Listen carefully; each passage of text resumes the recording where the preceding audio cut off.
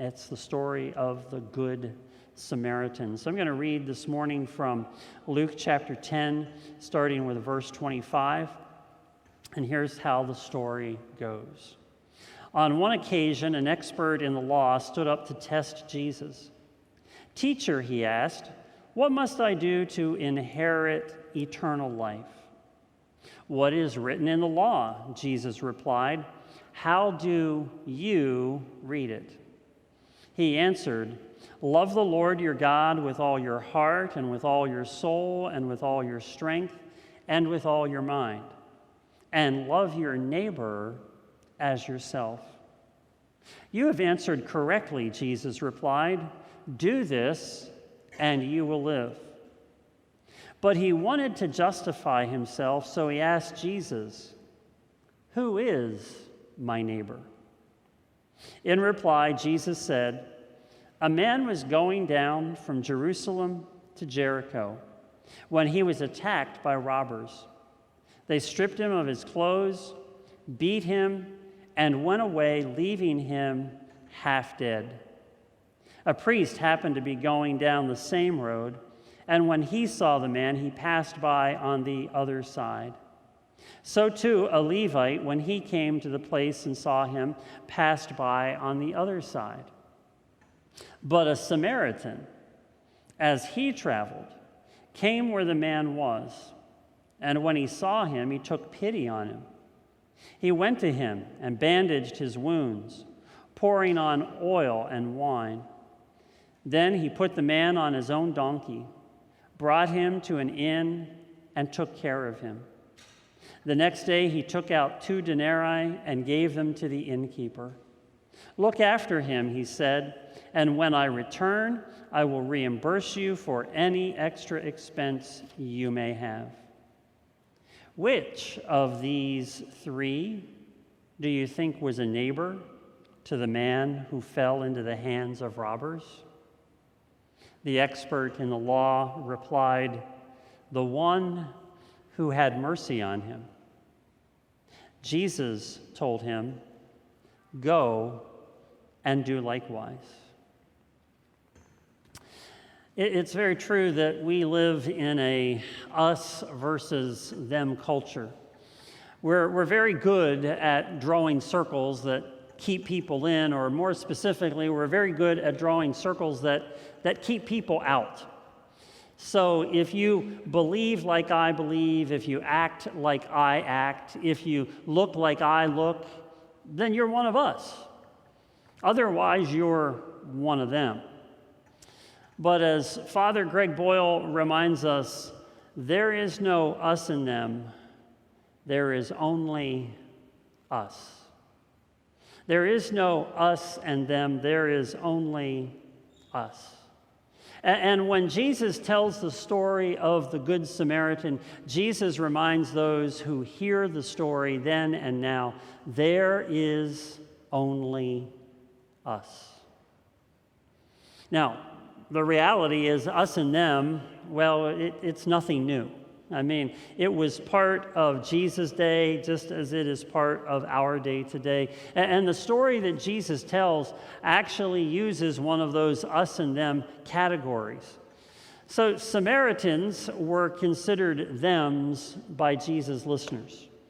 Samaritans were religious and ethnic and political outcasts. They were so despised, and the land that they lived in so despised by the Jews of Jesus' day, that the Jews would literally travel around Samaria just so they could avoid the people of Samaria. So as Jesus is telling this story about this man who has fallen into the hands of robbers, Jesus suddenly introduces this third character, this Samaritan. And you have to understand that when Jesus introduced the Samaritan, his listeners probably recoiled because they could just not conceive of somebody including a Samaritan in a story. And so these people are disgusted that Jesus mentions a Samaritan.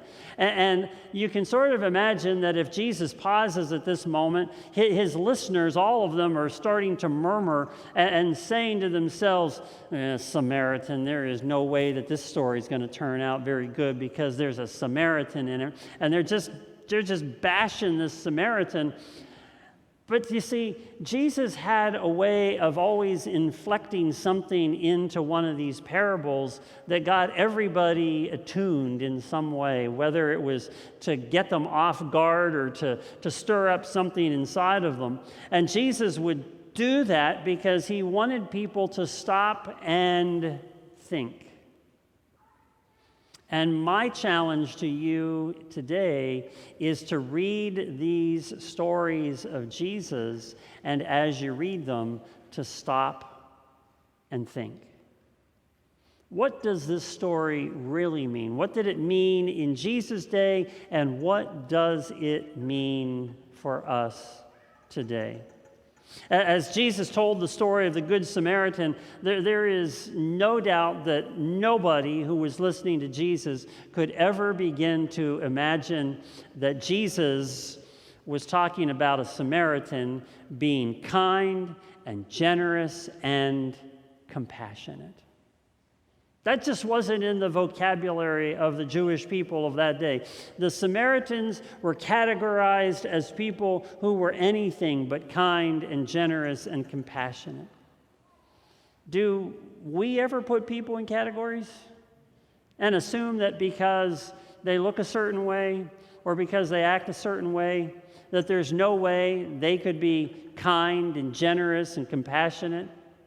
Is it possible that from time to time we categorize people and say, there is no way that person or that group of people could be a hero in a story? Now, remember, as Jesus is talking about this story, he's already introduced two men to us. He's introduced the Levite and the priest. And these men have passed by the man who was left lying on the side of the road.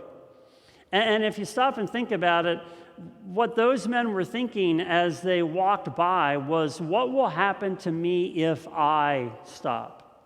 Are there still bandits in the hills that are going to jump on me if I stop? But the Samaritan asked an entirely different question. And it was actually Martin Luther King Jr. who suggested that maybe what the Samaritan was asking himself was this question: if I don't stop, what will happen to him? If I don't stop, what will happen to him? And that's the question that we have to ask ourselves. Are we thinking about what will happen to ourselves, or are we thinking about what will happen to the stranger on the side of the road? Now, you can tell as you read this story that the listeners, and specifically the man who asked this question of Jesus, is very uncomfortable with the idea of a good Samaritan. There are no such things as good Samaritans in the Jewish mind. And in the answer to Jesus' question at the end of the story, we sort of see why this is so disturbing, because the man who Jesus asked, he said, well, who was the one who was the good person in this story?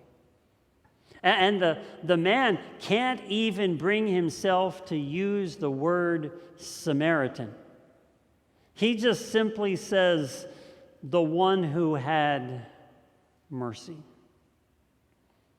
Now, the question that Jesus asked at the end of his story really reframes the original question. You remember the original question the man asked of Jesus, who is my neighbor? You see, Jesus reframed it by asking a slightly different question. He said, who was a neighbor to the man on the side of the road? Who was a neighbor to the man on the side of the road? You see, Jesus wasn't interested in any of this us versus them game, because to Jesus, everyone is our neighbor. So there's no question about whether or not somebody is our neighbor. They all are our neighbors because there's no us in them. There's only us. Now, the question Jesus wanted the man to answer, the question that he was going for was this: what does a neighbor do repeatedly for their neighbor? What does a neighbor do repeatedly for their neighbor? That's really the question that Jesus is trying to get an answer to. And so the man responds correctly, the one who had mercy, but Jesus wants to know it's about the what, not the who. And so if you look at the story, what does the Samaritan do? What is it that you and I are called to do? When you look at the story, we note three things. First of all, the Samaritan sees his neighbor, especially those neighbors who are battered and broken on the side of the road. We are called to see our neighbors. That's why we talked about loving our neighborhoods for the last several weeks. But when we see our neighbors, we have to have something that happens in here, and that is that we need to have compassion. And not just something that moves us inside here, but something that literally propels us to move toward our neighbors. Because that's what the Samaritan did. He could have passed by on the other side, but he chose not to. He chose to go toward the man who had been beaten. And when he gets there, what does he do? He bandages his wounds. He puts him on his donkey. He takes him to an inn where he can be cared for as long as necessary. For Jesus, there's not a question of who my neighbor is. It's never been a question as far as Jesus was concerned. The real question is, what does a neighbor do over and over again for their neighbors? So let's go back to the man who asked Jesus the initial question. He got the answer right. He got the answer right. He was able to tell Jesus what it was Jesus was asking. But my question is this: once he knew the answer, to have mercy and compassion on a neighbor, what did he do? What did he do? Now, the wonderful thing about the parables that Jesus tells is that oftentimes they sort of leave us wondering. A lot of Jesus' parables don't even have an answer. It's sort of an open-ended question that leaves us wondering. I'm sort of glad that Luke doesn't tell us what the man does when Jesus says to him, "Go and do likewise. Go and follow through." What do you think he did? What do you think he did? What do you think would have to happen to the man in here for him to go and be like the Samaritan? Because you see, this is where the Samaritan was driven from. This was what allowed the Samaritan to move toward his neighbor on the side of the road. So what would have to happen for the man who asked the question to go and be like the Samaritan? And if you really want to get personal about it, what has to happen to you to follow through, to be like the Samaritan, to not allow barriers and differences that we make up in our minds to separate people?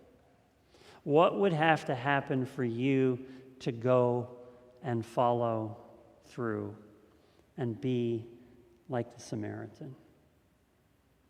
Now, Jesus would eventually answer the question himself, literally answer the question, what does a neighbor do for their neighbor, by laying down his life for all of us. Jesus modeled for his disciples in their final meal together before his death on the cross. He modeled it. He talked about it. He reminded them. This is what a neighbor does for their neighbor. And that is the story that we tell around this table today. Because at this table, all of us are welcome.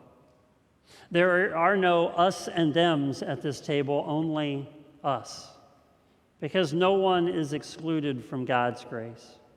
At this table, we tell the story of God's love. We tell the story of how Jesus draws us back into relationship with God and with one another.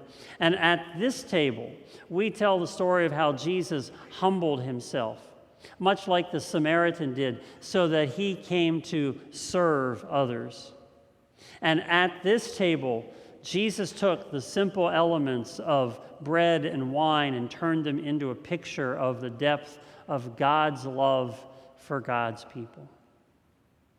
It's at this table where we celebrate God's grace for all of us. And then it is from this table that you and I go to share God's love and grace with those we meet on our journey this week.